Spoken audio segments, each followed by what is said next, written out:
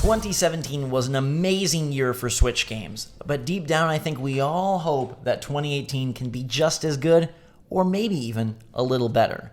Today we count down our top 10 most anticipated 2018 Nintendo Switch games. What's going on, everybody? It's Zach from Switch Force. Gabe is here, and we're giving you our top 10 most anticipated 2018ers for our favorite hybrid console. Now, the rules here are that these games have to be dated and confirmed in the year of 2018. So stuff like Metroid Prime 4, out. Stuff like Pokemon, out. Hopes, Dreams, and Hallelujahs cannot be on this list. And we know that there will be plenty of other Switch games that will be confirmed eventually for 2018, and they'll probably enter their way into our list. But right now, we got to go with the facts, and we got to go with games that have been confirmed for the upcoming year. Yes, and if you didn't already see it, we have a deliberation video where we talk about how we came to these 10, and I feel like that's a fun video you can watch as well. But Zach, I think number 10 is all you, dude. Yes, check out that behind the scenes, and now we're going to go in front of the scenes and tell you that number 10 for 2018 is Celeste. This is the new game from the guy that brought you Towerfall, one of the greatest party games of the last decade, and it is a single-player platforming action-adventure full of challenge, full of levels, and hopefully full of gaming goodness. Yeah, and this one isn't a party game, so I feel that's important to throw out there. This is a huge departure from Towerfall and what everybody loves about Towerfall. And I guess as a creator, he decided, hey, I did Towerfall, now let me go do this like very difficult, platforming game. And it looks cool.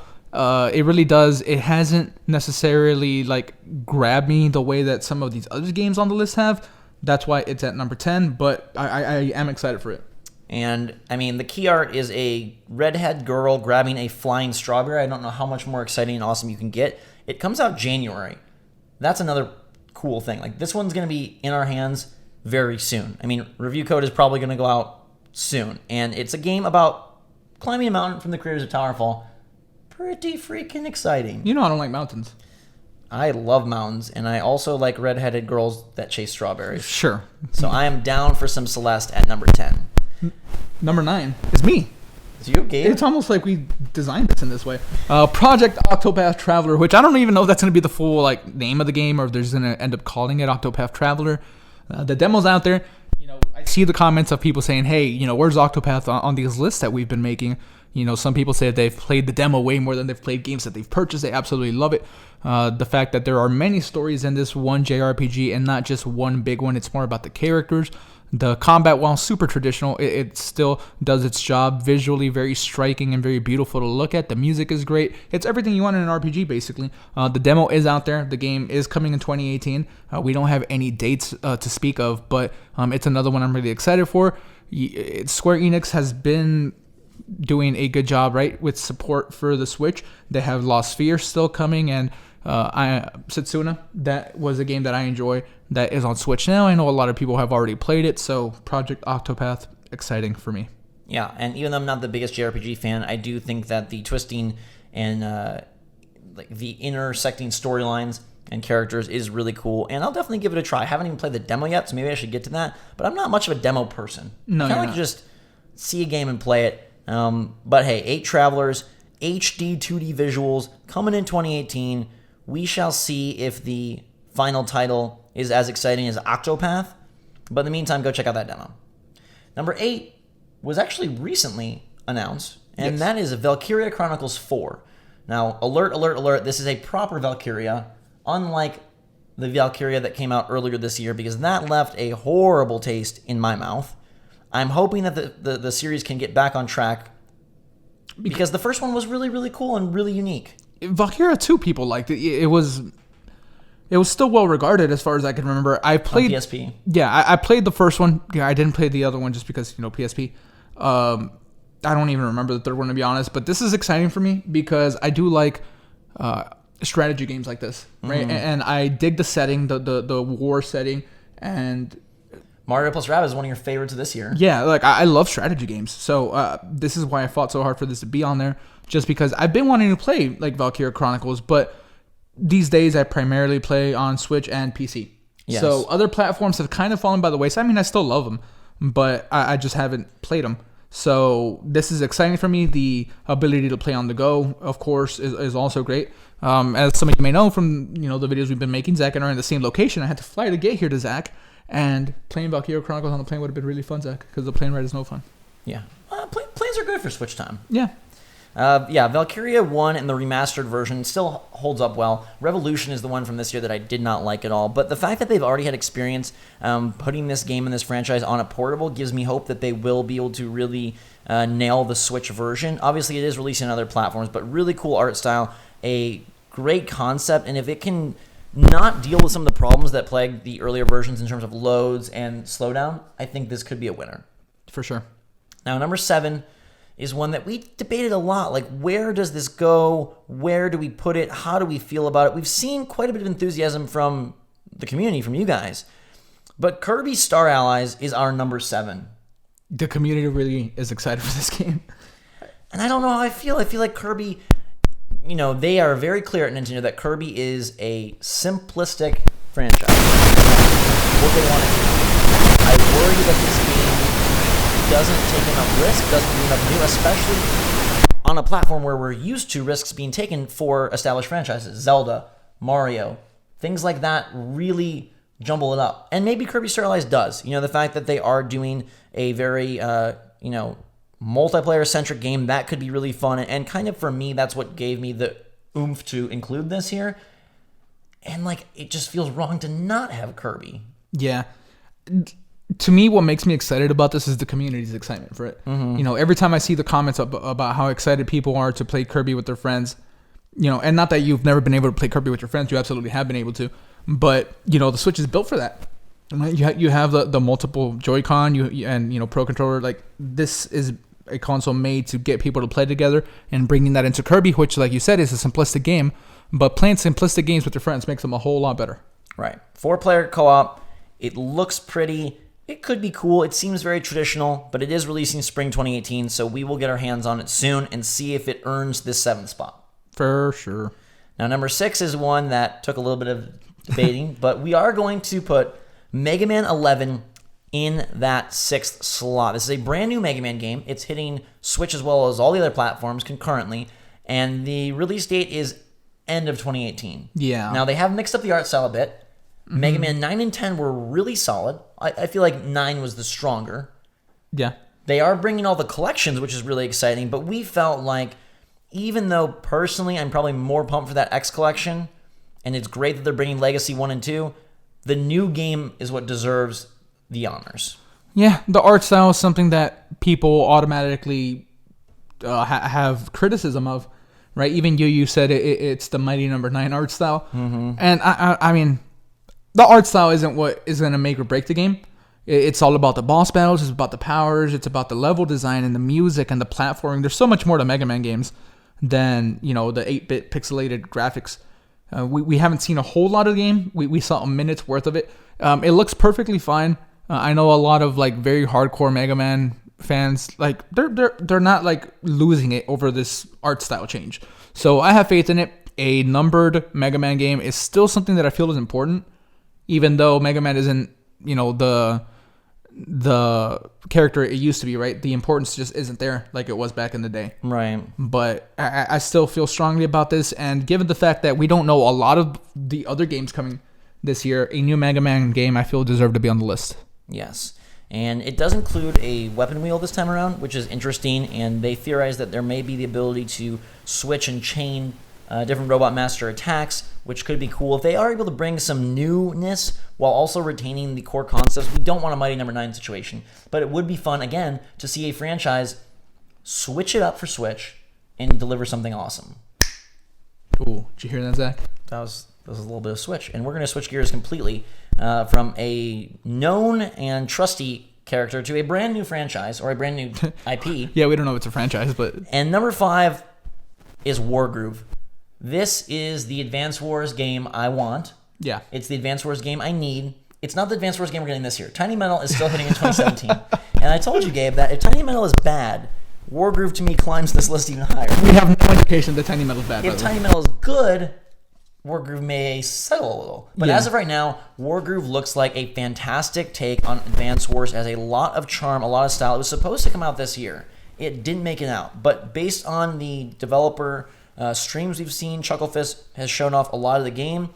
It's got a lot of charm, it's got a lot of heart, and it has a lot of content there. We just need this turn-based tactics title to release. Co-op, right? That's another thing that has me excited. Up to 4 players, yeah. Yeah, so that's exciting for me. And like everybody else, I think Advance Wars is fantastic, and this being a spiritual successor of sorts, the developers are very open about that. It is an exciting one as well.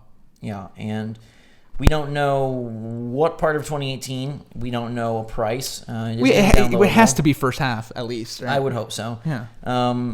They have map and campaign editors. They have the local and online multiplayer. They've got competitive and co-op. They've got at least 12 commanders from 4 different factions, story mode. It seems like a game that is chock full of content, and I hope that it delivers because it looks so promising. And these are the kind of games that make me nervous because I have so much, I'm just sure it's going to be great, and that's a dangerous... What's the last game you were sure is going to be great that wasn't? You got that off the top of your head? If not, we can move on. I was just curious. I don't know. A game I was sure is going to be great. Yeah. Okay, no, we can move on. I don't know. I feel like I'm very sure of Wargroove. I loved Advance Wars. I remember tornado season in Michigan, there was a tornado, but my friend was over, and Advance Wars came out, and I was like, Dad, do you think it's safe to go get Advance Wars? He's like, I'll get it for you. So my dad drove. Ooh, did he ride a motorcycle? Probably not a motorcycle, but he drove it to Target, picked man. up Advance Wars for Game Boy Advance, brought it home, and me and my best friend played it all night long through the scares and the storms. All right. Number 4, though, is not scary at all. It might be. Number 4 is the Untitled Yoshi game, and we really battled on where this one should be. Yeah. Because on one hand, Yoshi's Woolly World, fantastic game. Fun even in the 3DS iteration. A lot of charm, a lot of creativity. But nothing from what we've seen of this new Yoshi says it's really mixing it up. It looks like a direct extension of Yoshi's Woolly World, and I think for the 2 major Switch games from Nintendo that have been announced for 2018, Kirby and Yoshi, they look very safe. And I think that's why they are not higher on this list. But I think even a safe Yoshi is still a good Yoshi. Oh, it could definitely be good. It just doesn't scream like new era of Yoshi like Mario and Zelda did in 2017. No, yeah, for sure it doesn't. I don't think anything. It's not that stark of departure from the past. But I will say that Yoshi's Woolly World is actually a better game than it initially looks. It looks very easy. It looks very simplistic. It looks like something you'll just breeze through. But if you are willing to go for 100%, if you are willing to explore the different areas and try to really see the entire game, it's actually a pretty enjoyable time. And there was a brief moment where Kirby and the Rainbow Curse came out and Yoshi's Woolly World came out, and I was like, dude, these 2, second or third tier Nintendo characters have really stepped up with unique adventures.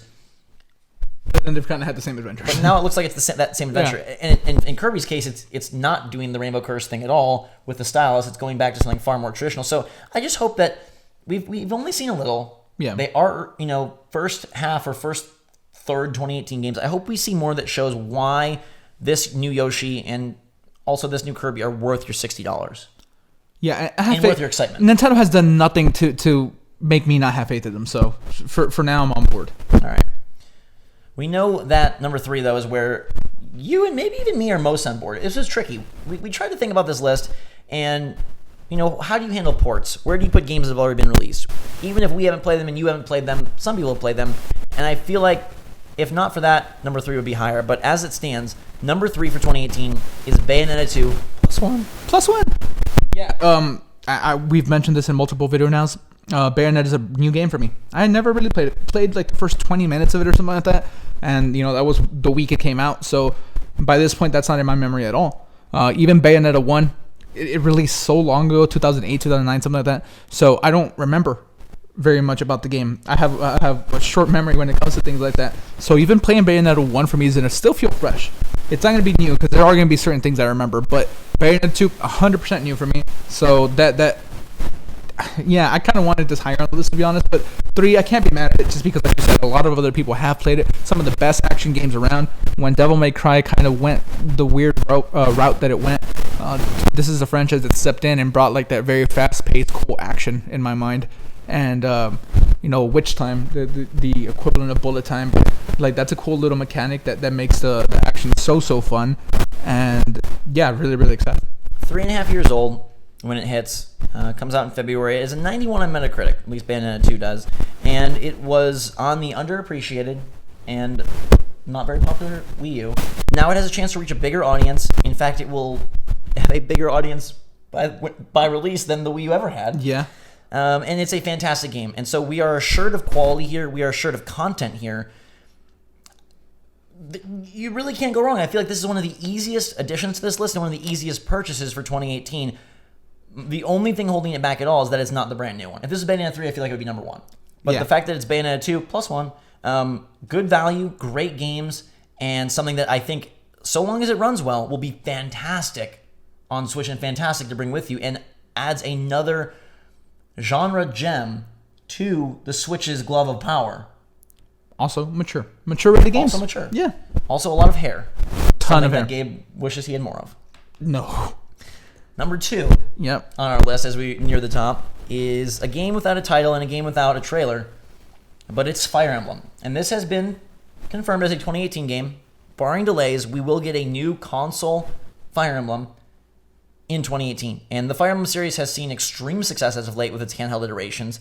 The fact that they have a chance to do something new and exciting and bold with a console version is awesome. And that it will be tailored to the Switch rather than a port. There was talks at times of, we're going to get the recent handhelds, just brought over to Switch. But I love that we're getting a brand new adventure. Yeah. Fire Emblem, I feel, has really just gained momentum as of late. And if they continue to do that, bring in some twists for the Switch version, this could be the sleeper hit of the year. Yeah, this game could be absolutely huge. I know people love Awakening, and I forget the name of the other one. We're not the biggest Fire Emblem fans, not because we don't like the games, just because we haven't gotten into them. Right. And to me, that's what makes this so exciting, and that's why this should be number 2, because this is going to give me an opportunity to jump into a franchise that I should be way more familiar with that I'm not. And of course, this is going to be different. This isn't going to be probably, at least as far as we know, it's not going to be a continuation of any of these things. It'll be a brand new game that we can dive into and have a good time with. And I like RPGs. I like strategy games, and Fire Emblem does a little bit of both. When Awakening and the other, what's the name of the other one? There's Fire Emblem Awakening, Fire Emblem Fates, okay. Fire Emblem Echoes Shadows of Valencia is the most recent release. I just want to romance someone, Zach. That's all I want. You see these tweets out here when these Fire Emblem games come out. People are just romancing everyone. Hey, who can I romance on Fire Emblem, Zach? Yeah, not me. Okay. But yeah, we've already had Fire Emblem Warriors. That game obviously drastically different from what Fire Emblem typically is. So this, by all accounts, is going to be more traditional. Fates was a fantastic iteration with all the different versions. Bring us a jumbo Fire Emblem title to Switch and steal the show. I think that this is a one to really watch out for. We don't have much to go off of, but it's Fire Emblem, it's console, it's brand new, and it's coming in 2018. Now, we've reached number 1. This number 1 blows me away. And I was telling Gabe that this number 1 indicates to me that there is so much unannounced. And not because it's not a cool game, but because, in theory, there would be something so much more typical atop the list. A brand new Donkey Kong, Metroid getting a date, Nintendo coming out with a new IP, a big third party showing support with an original Assassin's Creed, or Call of Duty coming 2018 to Switch. Our number 1 is so off the wall that it should excite you because the game is looking sweet, but it should also excite you because to me, it means that there's far more Switch stuff that has not yet been revealed. Yeah, we're aware of that. You should say the name of the game now. Our number 1 most anticipated Switch game for 2018. Right now. Travis Strikes Back, No More Heroes. Yeah. Suda 51, Unreal Engine 4, Hotline Miami, and other indie cameos. Crazy, gory, insanely artistic action hitting your Nintendo Switch next year. Yeah, Zach. A Suda 51 game. It's so stylish. I'm mesmerized by the style, Gabe. Are you? It's like when you go to the store and you see this beautiful hoodie and you're like, dude, I don't know what it is about that hoodie. It looks really weird. Is it the hemming? Is it the neckline? Is it those drawstrings? Is it the colors? But you're like, I need that hoodie. No More Heroes is that hoodie. Your comparison to a hoodie is almost as weird as the game's probably going to be. But you touched on the Hotline Miami aspect and the other indie games coming on board and doing things with this game, the collaborations that they have going on. that's going to be interesting. Well, and initially we were worried that maybe it's going to be something like a mini game collection. But they clarified that no, it's going to be a far more traditional No More Heroes. Yeah. And it is apparently coming in 2018. And I think that something with that much style and sizzle, you got to be excited for. Even if it ends up not being perfect. I think we know it won't be. Suda 51 games just don't have... I still love them. But just, they're not perfect games. They're not going to be at the quality of like a Bayonetta 2 or what. But its style, its presentation, its just extraordinarily unique take on gaming and what a game can be and where it pushes things. You kind of mentioned like a Tarantino type feel. Yeah. I think that's so apt, and I think that's what makes this exciting. It's almost like walking into a surprise party, and you don't really know what's going to happen, what you're going to get, what the theme is going to be. You know you're not going to be bored at the party, though. You just know it's going to be interesting. Yeah. Yeah, that's a good way to put it. I want to be a part of a Suda 51 party. Yeah. And I'm pretty pumped for Travis Strikes Back, and we hope that you are pumped for our list. Let us know in the comments down below what you think of our list and what games you would add on that have already been announced. So to recap, number 10, Celeste. Number 9, Project Octopath Traveler. Number 8, Valkyria Chronicles 4. Number 7, Kirby Star Allies. Number 6, Mega Man 11. Number 5, Wargroove. Number 4, Untitled Yoshi. Number 3, Bayonetta 2 +1. Number 2, Fire Emblem. And number 1, Travis Strikes Back, No More Heroes, Suda 51, Unreal Engine 4, Hotline Miami, Indie Game Crossover, Chaos Insanity Style. Such a wacky list, man. Such a wacky list, but such a good one, and so much more is to be announced. So many games that we had to decide and dissect, and check out our behind the scenes video if you want to see how that deliberation went down, how we got from about 30 games to 10. But just know that there's plenty more and plenty to be excited about in 2018. It's going to be a wild year, I think.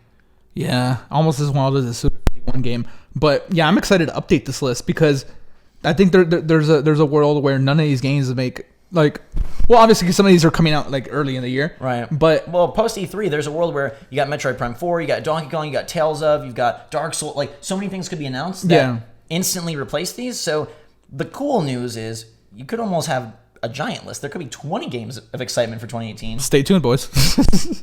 But we'll have to wait and see for that. In the meantime, this is our list. This is where it sits. And we will set this ship off into the bright seas of 2018 and see you further down the road. Until that time, everyone, thanks so much for watching. Hope you have a fantastic day. Make sure to subscribe to stay up to date on all the latest and greatest from the Switch in 2018 and every other year that may come after. Until that time, though, for myself and Gabe, thanks so much for watching. Switch Force, out, out, out, out, out, out, out, out, out.